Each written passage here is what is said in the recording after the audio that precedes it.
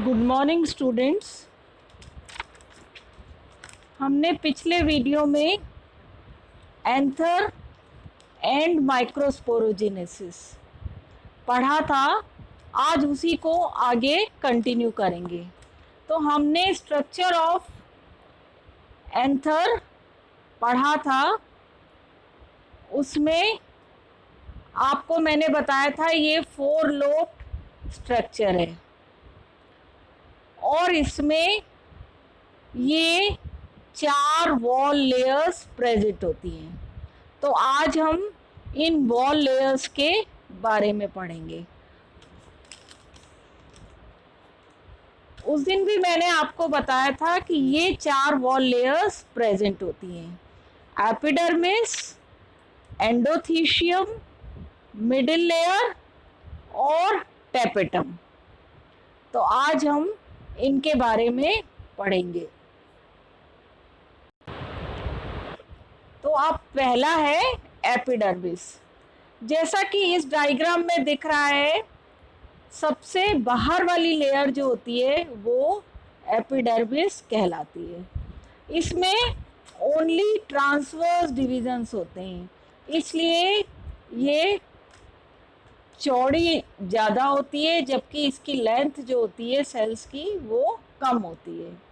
और एंथर बढ़ने के साथ साथ ये तनी हुई और चपटी हो जाती है और ये सिंगल लेयर्ड होती है। अब नेक्स्ट है एंडोथीशियम।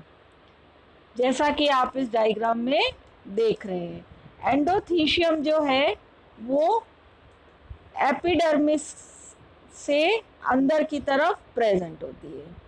ये भी सिंगल लेयर्ड होती है। इसकी सेल्स लॉन्ग होती है और इसकी सेल्स के इनर टेंजेंशियल वॉल्स पर सेल्यूलोज की थिकनिंग होती है, जो कि यू शेप्ड या राउंडेड शेप की हो सकती है। इसकी सेल्स जो होती हैं ये मॉइस्चर एब्जॉर्ब करती हैं और इसलिए ये पोलन ग्रेन्स के डेहिसेंस में यानी प्रकीर्णन में सहायक होती है, हेल्पफुल होती है। नेक्स्ट है मिडिल लेयर। एंडोथीशियम के अंदर की तरफ मिडिल लेयर प्रेजेंट होती है। ये 1 to 3 लेयर हो सकती है। पोलन ग्रेन्स के फॉर्मेशन से पहले ही ये सेल्स जो होती हैं ये नष्ट हो जाती हैं। अब लास्ट पढ़ेंगे, दैट इज द टेपेटम। अब लास्ट है टेपेटम। जैसा कि पोलन, आपको जो मैंने एंथर का जो डायग्राम बताया था पिछले वीडियो में, उसमें भी आपने देखा था टेपेटम जो होती है वो इनर मोस्ट लेयर होती है, जो कि स्पोरोजीनियस टिश्यू को घेरे रखती है। इसकी सेल्स जो होती हैं उनमें डेंस साइटोप्लाज्म होता है और ये न्यूट्रिटिव लेयर है, जो कि डेवलपिंग जो पोलन ग्रेन्स हैं उनको न्यूट्रिशन प्रोवाइड करती है। अब टेपेटम भी 2 टाइप्स की हैं, एक है पेरीप्लाज्मोडियल और दूसरी है सीक्रेटरी। कुछ प्लांट्स में पेरीप्लाज्मोडियल टेपेटम होती है, यानी इसकी सेल्स जो होती है वो जल्दी ही नष्ट हो जाती हैं। पोलन ग्रेन्स बनने के पहले ही ये सेल्स जो होती हैं ये नष्ट हो जाती हैं। दूसरी है सीक्रेटरी। ये सेल्स जो होती हैं पोलन ग्रेन्स बनने के बाद भी क्लियर नज़र आती हैं, सुस्पष्ट होती हैं और ये कंटिन्यूसली न्यूट्रिशन प्रोवाइड करती रहती हैं। अब हम पढ़ेंगे फंक्शंस ऑफ टेपेटम। टेपेटम के कार्य। पहला जो सबसे मोस्ट इम्पॉर्टेंट फंक्शन जो है इसका, वो है न्यूट्रिशन प्रोवाइड करना, पोषण प्रदान करना। तो जो स्पोरोजीनियस सेल्स हैं या स्पोर मदर सेल्स हैं, उनको ये टैपेटम की सेल्स जो होती हैं ये न्यूट्रिशन प्रोवाइड करती हैं। दूसरा है,